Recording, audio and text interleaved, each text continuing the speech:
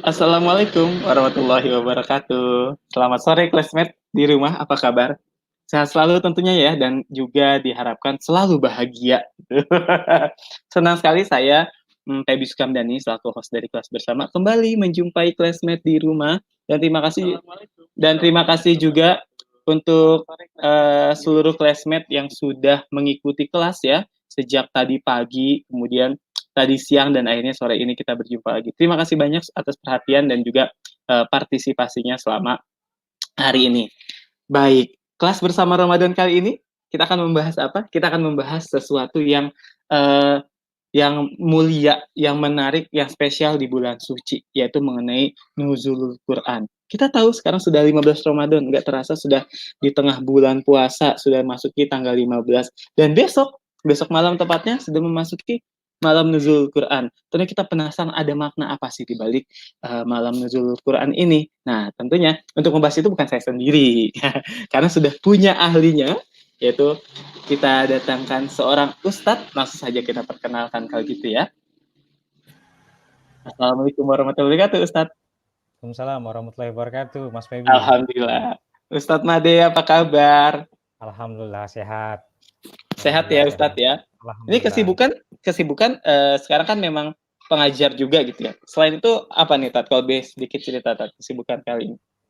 Kebetulan saya mengajar di Pasca Sarjana PTIQ Jakarta. Jadi saya mengajar di S3 Jakarta, tapi untuk konsentrasi pendidikan Islam. Ya. Itu. Selain itu juga saya mengajar di Pasca Sarjana Ilmu Banten. Itu kira-kira. Baik, Dr. Made Saihu. Kesibukannya berarti masih sering terpaksa ya keluar rumah gitu ya, nggak apa-apa ya? Terpaksa karena ada jadwal piket di kampus. Baik, nggak apa-apa. Yang penting kan demi kemajuan ilmu juga demi keberkahan kita semua ya, Tat. Amin, Tat, amin, amin. ini rasanya kita bahagia ya sudah memasuki tanggal hari ke-15 dan besok kita sudah memasuki nuzulul Quran. Insya Allah kita masih bisa mencapai sampai hari esok dan menyelesaikan Ramadan kali ini itu di masa pandemi, bulan Ramadan yang memang terasa spesial, terasa berbeda dari tahun-tahun sebelumnya.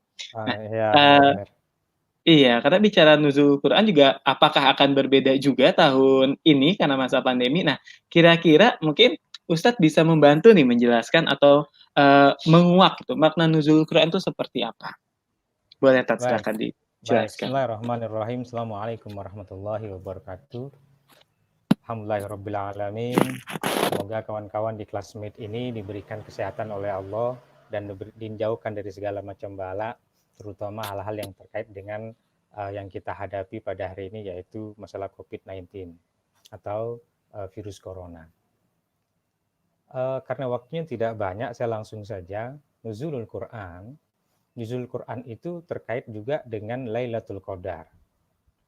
Nuzulul Quran adalah malam di mana Al-Quran itu diturunkan dari Baitul Izzah kepada Nabi Muhammad Shallallahu Alaihi Wasallam. Nah, ulama sepakat memang terjadi perbedaan pendapat kapan sih diturunkannya Al-Quran itu. Apakah misalnya ada yang berkata diturunkannya tanggal 17, ada yang berkata tanggal 20 Ramadan, ada juga yang berkata tanggal 23 Ramadan. Tapi sebagian besar ulama berpendapat bahwa Al-Quran itu diturunkan tanggal 17 Ramadan. Hal ini sebagaimana dicatat oleh Syekh Muhammad Al-Qudri, jadi pakar sejarah Nabi, dalam kitabnya Nurul Yakin, Fisyarih Nurul Yakin,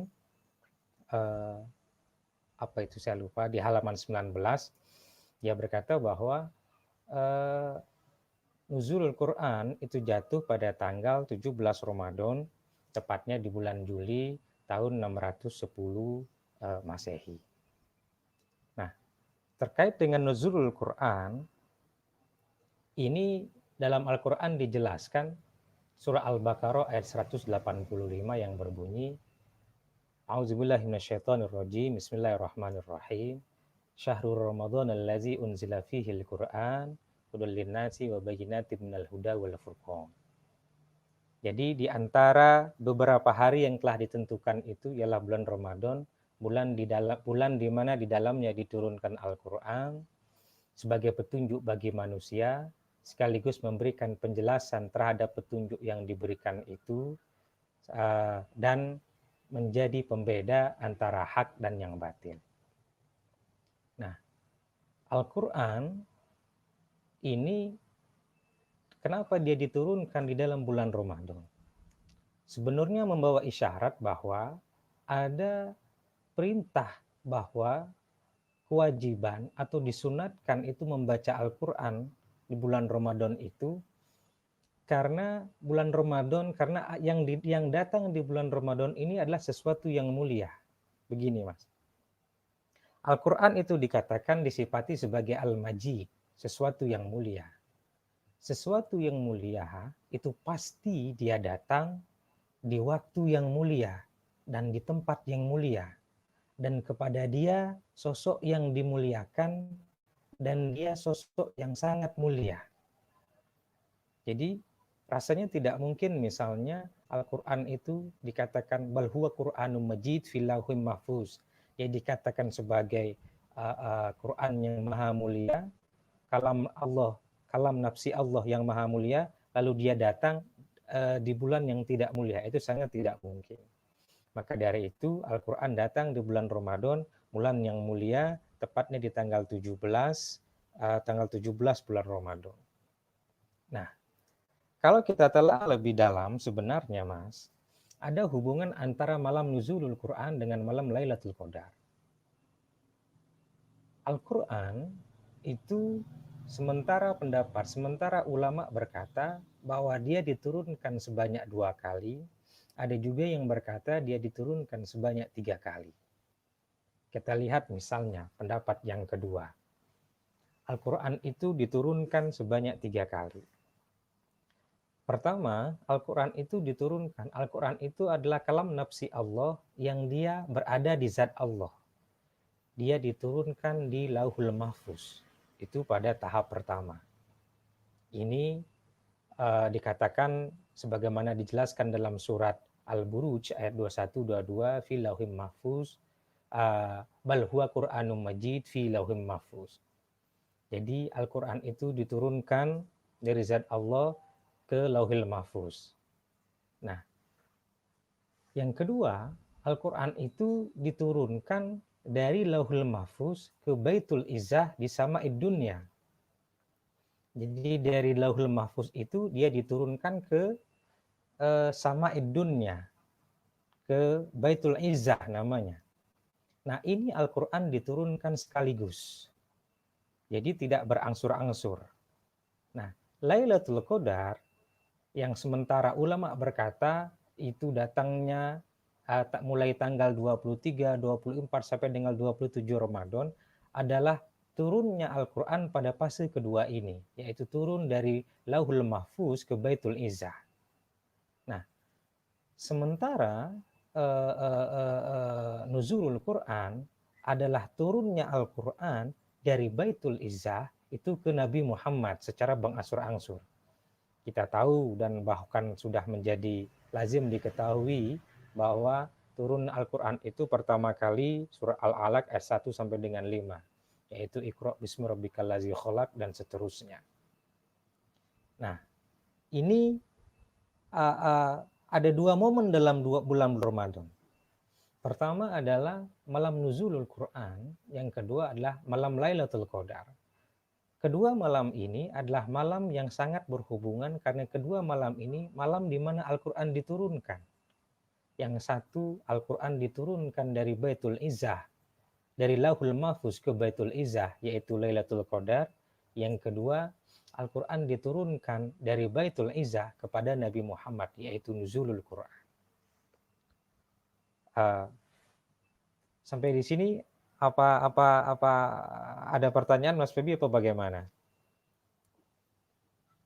Boleh dilanjutkan dulu aja, Tat, nggak apa-apa.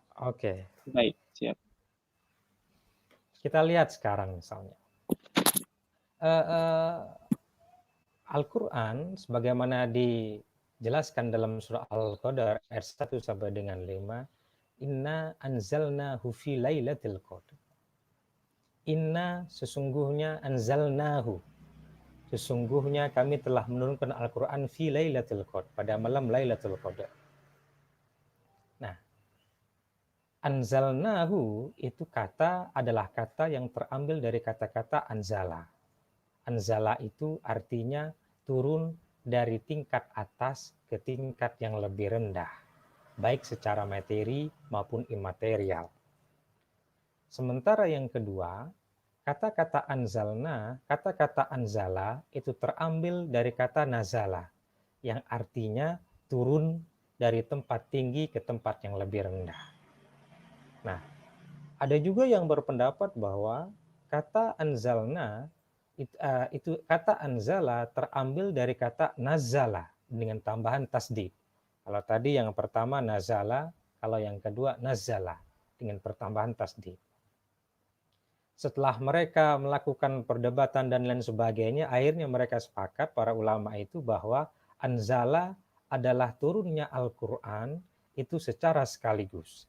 Sementara nazala itu turunnya Al-Quran secara berangsur-angsur. Itu sebabnya dalam surah Al-Qadar itu ada kata anzala, juga ada kata nazala. Inna anzalnahu fi lailatul qadr wa ma adraka ma lailatul qadr. Lailatul qadri khairum min alfi syahr. Tanazza, ada tanazzalul malaikatu warruhu fiha. Ada kata-kata anzala, ada kata-kata nazala. Jadi kalau anzala itu turunnya Al-Quran secara sekaligus dari Lauhul Mahfuz ke Baitul Izzah, kalau nazala itu turunnya Al-Quran secara berangsur-angsur kepada Nabi Muhammad. Kemudian Al-Quran itu adalah satu kalam yang mulia. Dia diturunkan di bulan Ramadan, ini mengisyaratkan bahwa orang yang membaca Al-Quran di bulan Ramadan, maka secara hermeneutik jiwanya akan terangkat menjadi sesuatu yang mulia, menjadi sosok yang mulia. Anda misalnya, Mas Pebi misalnya, berdekatan dengan orang yang jual parfum misalnya di mall atau di supermarket, maka Mas Pebi itu akan ketularan wangi parfum yang dijual. Kira-kira begitu. Begitu juga dengan kita membaca sesuatu yang mulia, apalagi di bulan yang mulia, maka secara hermeneutis kita juga akan terangkat menjadi sosok yang mulia. Dikatakan, para ulama menjelaskan bahwa dengan membaca Al-Quran, ini jiwa kita akan tercerahkan. Dengan membaca Al-Quran, pikiran kita akan terjernihkan. Dengan membaca Al-Quran, hati kita akan terbersihkan. Sehingga dengan demikian, Al-Quran itu menjadi Al-Furqan. Dengan cerahnya jiwa kita, jernihnya pikiran kita, bersihnya hati kita, maka kita dapat membedakan mana yang benar dan mana yang salah. Pertanyaannya adalah kadang-kadang kita salah, kita masih salah, dan kadang-kadang kita juga masih belum bisa membedakan mana yang benar dan mana yang salah. Kita tarik lagi ke belakang. Sudah sampai sejauh manakah pemahaman kita terhadap Al-Quran? Maka dari itu, dengan sering membaca Al-Quran, khususnya di bulan Ramadan, 3 tadi rahasia jiwa kita menjadi cerah, pikiran kita menjadi jernih, kemudian hati kita menjadi bersih, itu dapat dimaksimalkan melalui dengan seringnya kita membaca Al-Quran di bulan Ramadan. Jadi kira-kira seperti itu, Mas Febi. Silakan, Mas. Baik, jadi memang kalau saya perhatikan tadi ada beberapa teori juga ya, Tat. Saya juga sempat baca bahwa teori tentang turunnya Al-Quran ini ya, Tat ya. Nah, dari sekian banyak teori yang ada itu, sebenarnya masyarakat kita atau ulama lebih dominan atau sepakat dengan yang mana, Tat? Ada pertama bahwa Al-Quran itu diturunkan secara sekaligus dan secara berangsur-angsur. Oke, ulama sedunia itu, kebanyakan ulama lebih sepakat kepada bahwa malam nuzulul Quran adalah malam di mana Al-Quran diturunkan secara berangsur-angsur kepada Nabi Muhammad pada malam 17 Ramadan. Sementara malam Lailatul Qadar adalah malam diturunkannya Al-Quran dari Lauhul Mahfuz ke Baitul Izzah secara sekaligus. Nah, itu dia. Nah, kenapa misalnya Al-Quran itu diturunkan secara berangsur-angsur? Nah, menjadi lumrah, hikmah diturunkannya Al-Quran secara berangsur-angsur pertama, Nabi setiap tidak ada perasaan yang paling gembira yang dirasakan oleh Nabi saat dimana Nabi setelah menerima wahyu. Jadi Nabi tidak pernah merasakan perasaan segembira apapun selain ketika Nabi menerima wahyu. Itu satu. Yang kedua, hikmah diturunkannya Al-Quran secara berangsur-angsur adalah bahwa lazim kita umat manusia, kita ini kan mempunyai keterbatasan kemampuan. Seandainya Al-Quran itu diturunkan sekaligus, apakah mungkin kita bisa mampu menghafalnya? Seandainya Al-Quran itu diturunkan secara sekaligus pada saat zaman Nabi hidup, itu para sahabat tidak mungkin bisa menghafalkan sekaligus jika tidak diturunkan diajarkan secara berangsur-angsur. Nah, Abdurrahman As-Samah misalnya berkata, para sahabat itu dia bertadarus kepada Al-Quran hanya 10 ayat. Jadi Nabi mengajarkan 10 ayat, diajarkan cara membacanya, tafsirnya ini, pemahamannya ini, stop, sudah. Besok 10 ayat lagi, besok 10 ayat lagi. Tidak lebih dari itu menurut pendapat Abdurrahman Salmah. Jadi pendapat yang paling banyak, sebagaimana kita lazim kita laksanakan di Indonesia, setiap malam 17 Ramadan itu adalah malam turunnya Al-Quran kepada Nabi Muhammad secara berangsur-angsur. Nah, begini Mas Febi. Ya. Sebelum Al-Quran itu turun, menjelang Nabi berusia 40 tahun, Nabi itu mendapat an-naba atau ar-ru'yah as-salihah, mendapat alamat, kira-kira begitu bahasa sederhananya, untuk bertahanus di Gua Hiro menjelang usia 40 tahun. Nah, kemudian ketika Nabi berusia 40 tahun, Nabi itu mendapatkan wahyu atau diturunkan wahyu kepada Nabi di Gua Hiro 13 tahun sebelum Nabi hijrah ke Madinah. Kita lihat misalnya Al-Quran itu ada yang berkata bahwa dia diturunkan secara berangsur-angsur kepada Nabi sebanyak 23 tahun. Ada yang berkata sebanyak 22 tahun, 6 bulan, 9 hari. Ada yang berkata 20 tahun, 21 hari. Beda-beda, Mas. Nah, kita lihat misalnya yang paling mendekati. Nabi menerima wahyu atau diangkat menjadi Nabi itu usia 40 tahun. Lalu Nabi tinggal di Madinah, itu berdakwah di Madinah itu selama 13 tahun. 40 tambah 13 berapa Mas? 53 ya? Oke. Nah, kemudian Nabi hijrah ke Madinah dan tinggal di Madinah selama 10 tahun. Berarti 63 tahun. Nah, 63 tahun adalah usia di mana Nabi diwafatkan oleh Allah. Jadi pendapat ini berkata bahwa Nabi menjadi Nabi dan Rasul itu selama 23 tahun dan Al-Quran itu turun juga selama 23 tahun, 13 tahun di Mekah dan 13 tahun di Madinah. Nah, baik. Oke. Bagaimana Mas? Boleh dilanjutkan nggak Pak? Boleh dilanjutkan, oke. Selanjutnya begini. Tetapi ada juga yang berpendapat bahwa Nabi itu mendapat ar-risalah as-salihah itu 6 bulan sebelum Nabi mendapatkan wahyu. Jadi 40 tahun kurang 6 bulan, kira-kira begitu. Sehingga 40 tahun kurang 6 bulan itu dihitung bahwa Al-Quran kira-kira 22 tahun kurang 23 tahun kurang 6 bulan. Ada yang berpendapat seperti itu. Tapi pendapat yang paling banyak yang diakui oleh para ulama bahwa Nabi itu Al-Quran itu diturunkan kepada Nabi itu kira-kira 23 tahun kurang 6 bulan kurang 9 hari, kira-kira begitu. Nah, itu pendapat yang paling banyak. Nah, Al-Quran ketika diturunkan di bulan Ramadan itu membawa maksud tersendiri, Mas. Membawa pesan tersendiri kepada umat manusia.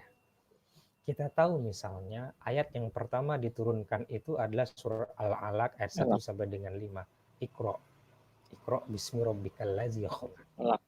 Iqra itu arti yang sederhana adalah bacalah. Tetapi Iqra sebenarnya terambil dari kata qoro'a.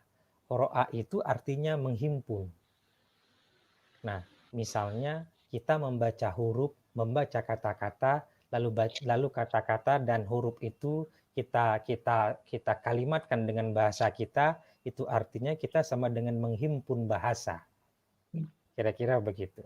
Nah, ada juga yang qoro'a juga berarti, dalam beberapa kamus dikatakan bahwa qoro'a itu juga berarti menelaah, memeriksa, menyimpulkan, meneliti, menganalisa. Itu dia kenapa misalnya dalam ayat itu tidak disebutkan apa yang harus dibaca. Tidak Iqra bil Quran, tidak. Tapi Iqra bismi rabbika. Iqra bacalah dengan nama Tuhanmu. Nah, dengan tidak ada objek di sini, ini mengindikasikan bahwa yang dibaca itu bisa jadi sesuatu yang tertulis, bisa juga sesuatu yang tidak tertulis. Artinya apa? Yang kita baca di sini bukan berarti hanya teks, yang kita baca di sini yang kita baca di sini bukan berarti hanya sebatas tulisan. Tapi yang kita baca di sini adalah tanda-tanda kebesaran Tuhan. Itu yang dimaksud di sini. Jadi bukan hanya sekedar bacalah, tetapi tidak mampu menelaah. Nah, dilanjutkan dengan di situ ada kata Iqra bismi rabbika. Nah, di sini artinya bacalah dengan nama Tuhanmu. Itu artinya apa? Sebelum melakukan aktivitas, kita diwajibkan untuk menyisipkan nama Tuhan dalam setiap aktivitas kita. Aktivitas kita menelaah, aktivitas kita membaca, aktivitas kita menyimpulkan, aktivitas kita bekerja, maka di sini disunatkan, dianjurkan oleh agama untuk selalu menyisipkan nama Tuhan. Itu sebetulnya makna yang tersirat dalam kata-kata Iqra. Kenapa Iqra tidak disebutkan objek yang dibaca? Artinya apa? Dalam setiap aktivitas kita harus look before you leave. Itu kira-kira, Mas. Lihatlah sebelum Anda melangkah. Nah, ketika lihat sebelum melangkah itu, di situ harus ada sisipan nama Tuhan. Sesuatu yang disisipkan nama Tuhan di dalamnya, itu artinya dia berharap bahwa Tuhan menyertai dirinya. Baik. Sama juga dengan Mas Febi, anak kecil, misalnya seseorang yang bernama Muhammad, pertama dia ingin mengabdikan nama Muhammad itu, yang kedua dia berharap si orang tua ini bahwa si anak itu memiliki perangai atau akhlak seperti Nabi Muhammad. Nah, kira-kira begitu, Mas. Baik, jadi memang bisa disimpulkan bahwa ya Al-Quran itu sebaik-baiknya petunjuk bagi umat gitu petunjuk. Ya. Baik. Ustadz, ada beberapa pertanyaan dari saya sebenarnya yang ingin ditanyakan. Silakan. Tapi ternyata serbuan pertanyaan juga sudah ada dari classmate. Jadi kita dahulukan dulu untuk teman-teman di rumah. Tat, kita langsung masuk ya, tanya jawab saja. Saya jawab, nanti kalau tidak bisa japri saja. Kira-kira begitulah. Baik, ya, baik. Ini ada saya juga. Baik, ada pertanyaan dari Pak Fikri Salim 86. Assalamualaikum, mohon bertanya Pak dosen, bagaimanakah cara memperingati tentang nuzul Quran di dalam keadaan COVID seperti sekarang? Bagaimana agar masyarakat mengetahui, sekaligus juga bagaimana agar masyarakat mengetahui malam Lailatul Qadar? Oke, terima kasih Mas Salim. Bagaimanakah cara memperingati nuzul Quran dalam keadaan COVID seperti ini? Ya. Oke. Kita lihat dari tradisi kita dulu, Mas Hafid ya, Mas Febi. Ya. Malam nuzulul Quran umum di Nusantara ini diperingati dengan berbagai macam aktivitas. Di kampung-kampung misalnya dengan tumpengan. di kampung-kampung, di desa-desa dengan bawa makanan ke masjid, berbagi makanan, bagi ruahan dan lain sebagainya, dengan pembacaan tahlil dan lain sebagainya dan lain sebagainya. Nah, artinya peringatan malam nuzulul Quran itu umumnya di Nusantara tidak jauh berbeda dengan peringatan Maulid Nabi, tidak jauh berbeda dengan peringatan Isra dan Mi'raj Nabi Muhammad SAW. Lalu bagaimana di masa ini? Yang apa yang harus kita lakukan di masa ini, di masa COVID ini? Pertama, ketika malam nuzulul Quran, semua umat manusia, khususnya yang beragama Islam, ingin mendapatkan malam kemuliaan itu, termasuk kita. Lalu bagaimana kita melaksanakan atau apa yang kita lakukan untuk mendapatkan malam kemuliaan itu di masa ini? Pertama adalah saya secara pribadi, saya ingin mendapatkan kemuliaan malam nuzul Quran. Maka di malam itu saya akan membaca Al-Quran di rumah saya. Saya akan tadaruskan, menjelaskan Al-Quran itu di rumah saya. Saya akan misalnya berbagi makanan dengan keluarga saya. Kenapa itu saya lakukan?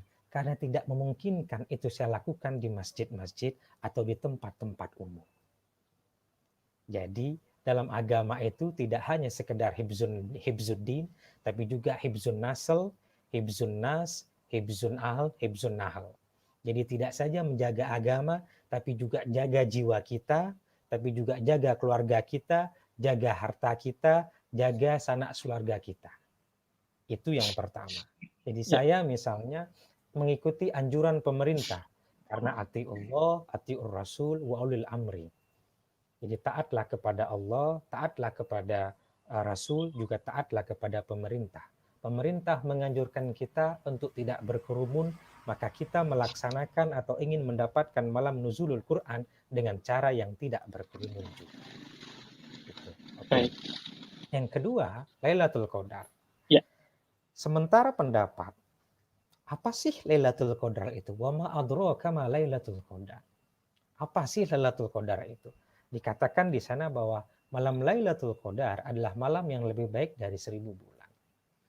Begini, ada banyak sekali pendapat tentang malam Lailatul Qadar. Pertama misalnya, kalau saya jelaskan waktunya tidak cukup. Panjang sekali Mas Febi. Kita ambil secara simpel saja. Malam Lailatul Qadar itu adalah malam di mana kalau kita beribadah, pahalanya itu akan ditingkatkan oleh Allah. Malam Lailatul Qadar juga ada yang berkata bahwa malam itu malam penetapan. Pertama, yang kedua dikatakan sebagai malam kemuliaan. Yang ketiga, malam yang sempit. Yang keempat adalah malam yang merupakan strategi, dikatakan strategi, kira-kira begitu. Pertama kita lihat malam penetapan. Malam penetapan ini diambil dari ayat Al-Quran surat Ad-Dukhan ayat 3 dan 4. Inna anzalnahu fi lailatin mubarakah. Jadi sesungguhnya aku turunkan Al-Quran ini di malam yang penuh berkah. Inna kunna munzirin, dan sesungguhnya kami yang telah memberikan peringatan.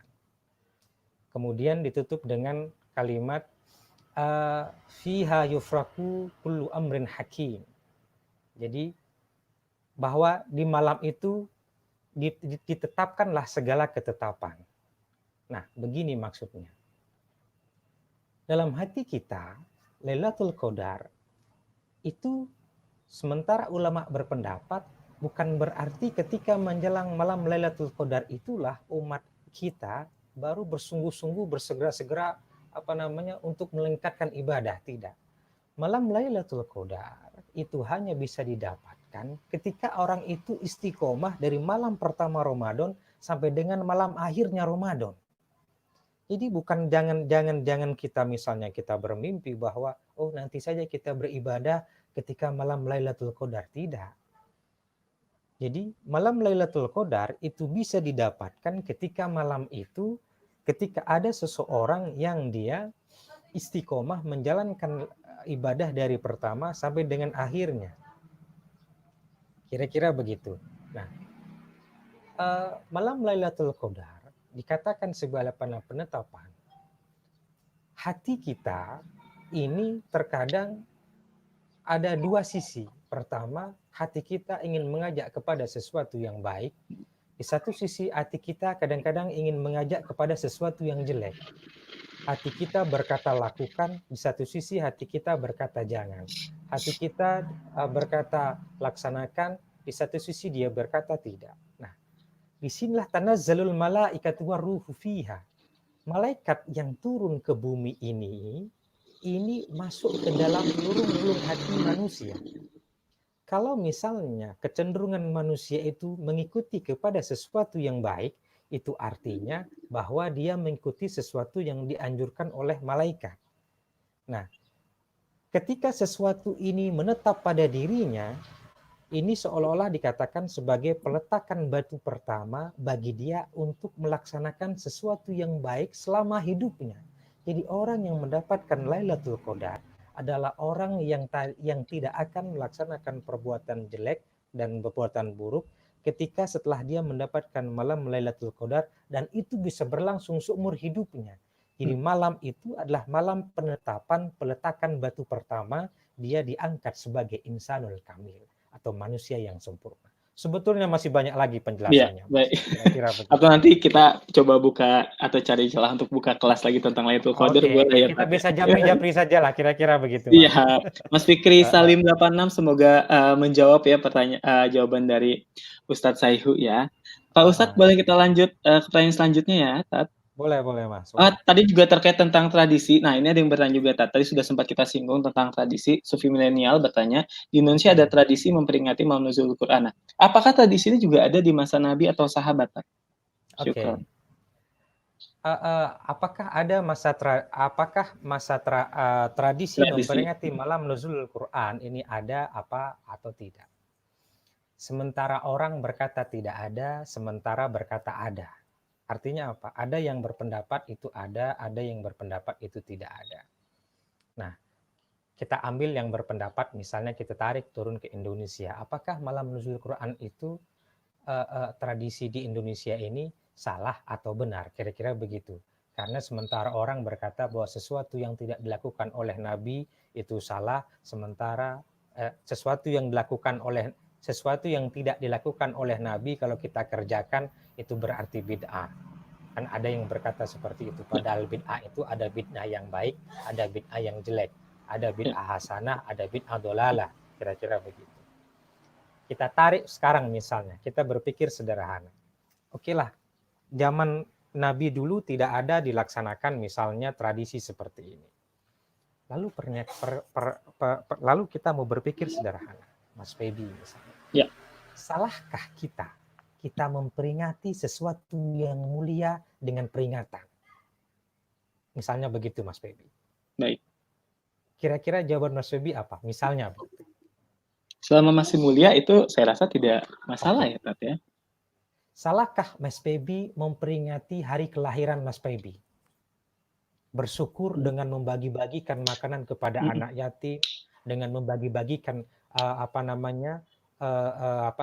kepada orang yang tidak mampu, dengan bertambahnya umur, Mas Feby meningkatkan ibadah kita. Salahkah jika seperti itu? Rasanya itu bermanfaat ya. Oh, sangat bermanfaat.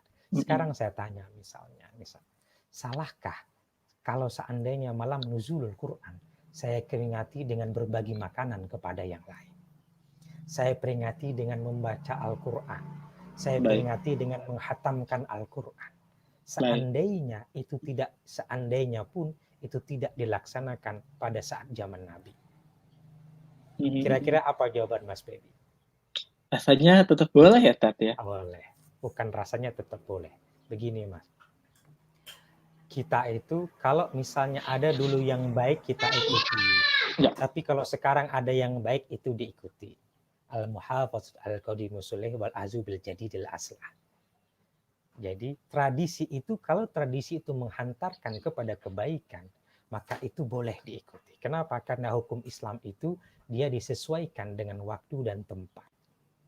Itu dia kenapa di Saudi Arabia hukumnya potong tangan, tapi di Indonesia tidak potong tangan. Kenapa? Karena disesuaikan dengan keadaan dan tempat. Nah, begitu juga dengan tradisi. Misalnya kita ambil contoh, kenapa misalnya di Indonesia orang sebelum melaksanakan sholat fardu di masjid atau di musola itu di kampung-kampung lebih dulu dia membaca sholawat atau zikiran. Nah, Mas Febi dari kampungnya mana, Mas? Di sini Pak, asli Betawi. Oh, asli Betawi. Asli Betawi ya. Istri saya orang Betawi asli, Mas. Oh iya sih. Ya, jadi saya Babe, Bali Betawi. Nah, kira-kira begitu, Mas. Nah, iya, baik. orang yang misalnya sebelum datangnya sholat fardu, saya ambil contoh sana, itu umumnya muazin itu membaca sholawat, ya kan? Membaca sholawat. Di kampung-kampung dia baca sholawat dan lain sebagainya. Kenapa? Karena pada saat itu, seandainya dia langsungkan setelah azan langsung sholat, maka tidak ada jamaah. Maka dia tunggu jamaahnya. Iya. Tetapi hal ini tidak terjadi pada masa Nabi. Kenapa? Karena ketika masa Nabi, orang mendengar azan saja sudah bersegera untuk datang ke masjid.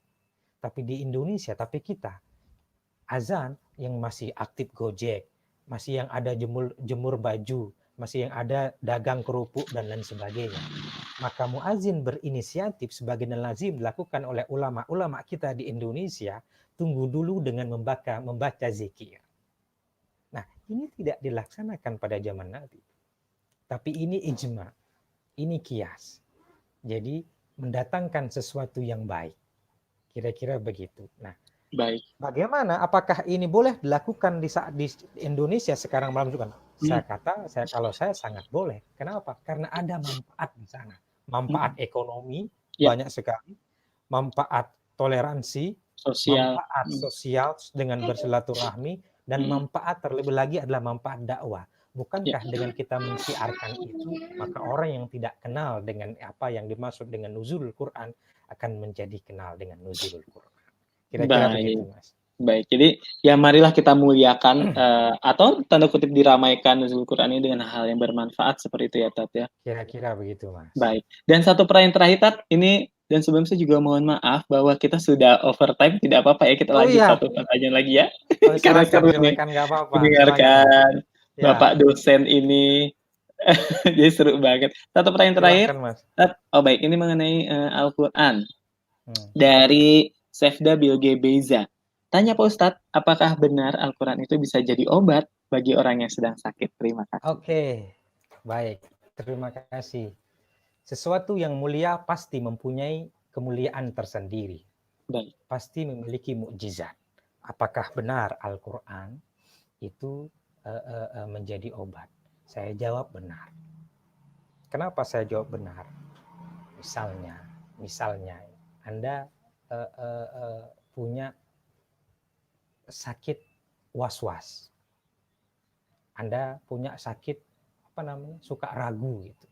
Anda punya penyakit gelisah, khawatir. Anda punya penyakit itu. Bisakah itu menjadi obat? Bisa. Al-Fatihah misalnya, sudah berapa banyak sekali penelitian yang membuktikan itu, bahkan di laboratorium dunia ketika air yang dibacakan Al-Fatihah di dalamnya itu ada molekul-molekul yang tidak terdefinisikan. Oke. Anda misalnya yang kehilangan sesuatu, oh ini HP saya taruh di mana ya? HP saya kelupaan di mana ya? Anda baca saja kalimat ayat Al-Quran, salamun qaulam mir rabbir rahim. 121. Insya Allah Anda akan ingat. Nah, ada nalar metafisik di dalamnya. Kenapa? Karena Al-Quran sebenarnya metafisik. Mas Febi, Mas Febi misalnya tidak bisa baca Al-Quran. Tidak bisa melantunkan bagaimana cara membaca Al-Quran yang baik. Tapi ketika membaca kalimat Bismillahirrahmanirrahim, ada dalam hati Mas Febi ingin berusaha melakukannya, berusaha melantunkannya, meskipun nggak tahu. Meskipun itu menjadi bahan tertawaan, tapi ada dorongan tersendiri, Mas Febi ingin melantunkan. Kenapa? Karena Al-Quran sebenarnya obat hati, salam. Dikatakan inna anzalnahu fi lailatul qadr wa ma adraka ma lailatul qadr lailatul qadri khairum min alfi syahrin tanazzalul malaikatu waruh fiha bi rabbihum min kulli amrin salamun hiya hatta matla'il fajr. Ibnu Qayyim berkata, salam itu berarti kebebasan. Kebebasan yang mendatangkan kedamaian, kebebasan yang mendatangkan ketenangan, kebebasan yang mendatangkan ketentraman. Orang yang hatinya bebas, orang yang hatinya damai, orang yang hatinya tentram, maka akan mengantarkan pemiliknya dari ragu kepada yakin, mengantarkan pemiliknya dari bodoh kepada ilmu pengetahuan, dari riya kepada ikhlas, dari sombong kepada tahu diri, dari hianat kepada amanah. Nah, ini hanya akan bisa didapatkan oleh orang yang tadi dikatakan sering membaca Al-Quran.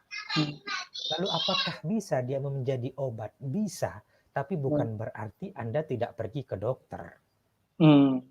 Itu. Jadi dia menjadi suplemen tersendiri Al-Quran itu. Misalnya saya sakit kepala, apakah saya beli Mixagrip atau cukup baca Al-Fatihah saja? Saran saya Anda beli Mixagrip juga membaca Al-Fatihah. Jadi ada nalar jasmania, obat yang masuk itu adalah obat jasmani, Anda membaca Al-Quran obat rohani. Kenapa? Karena oleh Quraisy Shihab itu dikatakan bahwa Al-Quran adalah makanan rohani. Anda boleh pilih, dalam makanan ini ada rendangnya, ada sayurnya, ada kepitingnya, dan lain sebagainya. Kalau Anda yang punya darah tinggi, jangan makan kambing. Ya kan? Kalau Anda misalnya yang darah rendah, silahkan makan daging kambing. Kalau Anda misalnya yang punya penyakit asam urat, jangan suka makan lemak. Kan begitu kan? Nah, Al-Quran itu diibaratkan seperti itu. Panjang untuk menelaah itu, kurang waktunya sangat tidak cukup. Tapi saran saya pertanyaan tadi yang terakhir, apakah Al-Quran itu bisa menjadi obat? Bisa. Tetapi bukan berarti Anda tidak menggunakan obat-obat yang disarankan oleh dokter. Jadi obat Al-Quran menjadi obat tersendiri. Bahwa dengan membaca Al-Quran orang bisa sembuh, banyak sekali dibuktikan. Itu tadi saya katakan, banyak sekali dibuktikan. Terima kasih, Mas. Masya Allah, berarti memang kalau misalnya seperti Quraisy Shihab tadi bilang gitu ya, ini seperti makanan rohani, ya, cobain dulu aja, nanti juga ketagihan akhirnya gitu ya. Oh, kira-kira begitu, Mas. Kira-kira begitu. Kan kadang-kadang memang ada yang bilang kan terbentur waktu lah dan sebagainya, tapi di masa pandemi ini justru menjadi berkah loh, karena waktu kita di rumah akan lebih banyak, bertemu dengan Al-Quran bisa lebih banyak. Itu dia. Jadi kadang-kadang kita merayakan malam nuzul Quran dengan teman-teman di masjid, tapi kita melupakan keluarga. Hari ini kita dahulukan keluarga, baru pikirkan yang lain. Kira-kira begitu, Mas. Baik. Alhamdulillah kita sudah di penghujung acara, namun bolehkah kami minta satu pesan penutup gitu dari Ustadz tentang tema kali ini untuk classmate di rumah? Oke, baik. Terima kasih. Kawan-kawan classmate sekalian yang dirahmati Allah. Malam nuzulul Quran adalah malam yang mulia. Malam yang di dalamnya terdapat kemuliaan, malam yang di dalamnya terdapat sesuatu peristiwa yang tadinya tidak mungkin menjadi mungkin. Anda bisa mendapatkan kemuliaan itu lewat membaca sesuatu yang mulia itu, lewat menunggu sesuatu yang mulia itu. Artinya apa? Anda bisa tertular mulia, Anda bisa mendapatkan atau Anda derajatnya naik ke tingkat derajat mulia jika Anda berteman dengan Dia yang mulia. Artinya apa? Al-Quran. Malam itu hiasilah dengan membaca Al-Quran. Kira-kira begitu, Mas. Terima kasih. Baik. Ini menjadi santapan rohani buat kita semua, classmate, Jumat berkah ini ya, mendengarkan tausiah dari Ustadz kita ini. Saya pribadi sangat bersyukur banget, Masya Allah, mendapatkan ilmu sama-sama, Mas, dari Ustadz ya mengenai nuzul Quran dan juga Al-Quran. Terima kasih. Mohon maaf Ustadz kalau jika ada kekurangan, jika ada kesalahan, saya ucapkan mohon maaf. Gak apa-apa. Nanti kalau misalnya ini bisa kita hari ini kan menjapri-japri lah, kira-kira begitu. Oh, baik. Dan juga kalau misalnya classmate masih ingin bertanya atau lebih banyak mengetahui ya tentang hal-hal ini atau justru mengetahui tentang Ustadz, boleh ya mampir ke sosial medianya ya, Tat ya? Boleh, boleh ke nomor Boleh HP di saya juga boleh. siap. Di Facebook Made Sehu Yasin ya. Di sini juga Ya. ada beberapa kajian dan informasi ya, Tat ya. Saya lebih banyak di sana bicara tentang penelitian kira-kira begitu. Baik, baik, Islamic baik. Studies kira-kira begitu. Islamic Studies. Ya. Baik. Baik, terima kasih. Ustadz Dr. Made Saihu SPDM PDI, terima kasih banyak sudah Baik, bersedia meluangkan sama-sama. waktu, Baik, bersedekah ilmu untuk sama-sama. classmate. Terima Baik, kasih Ustadz, sama-sama. mohon maaf jika ada kekurangan, jika ada kesalahan. Assalamualaikum warahmatullahi wabarakatuh Ustadz. Waalaikumsalam warahmatullahi wabarakatuh. Baik, classmate, itu tadi perbincangan kita dengan Ustadz Dr. Made Saihu SPD MPDI, dosen pasca sarjana Institut PT IKI.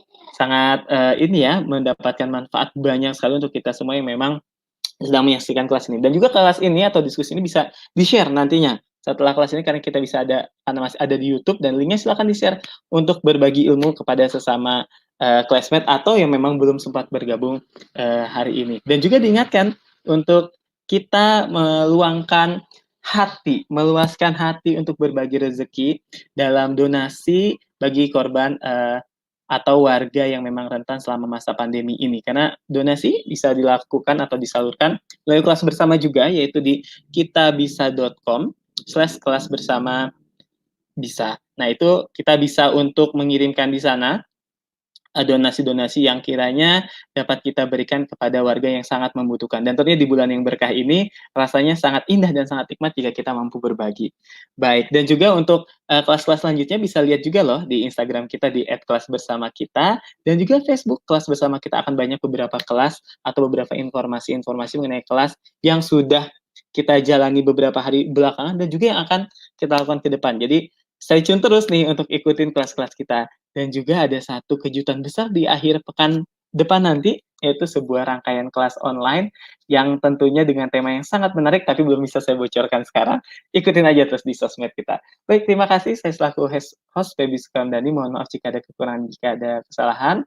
Syukron, sampai ketemu lagi. Assalamualaikum warahmatullahi wabarakatuh.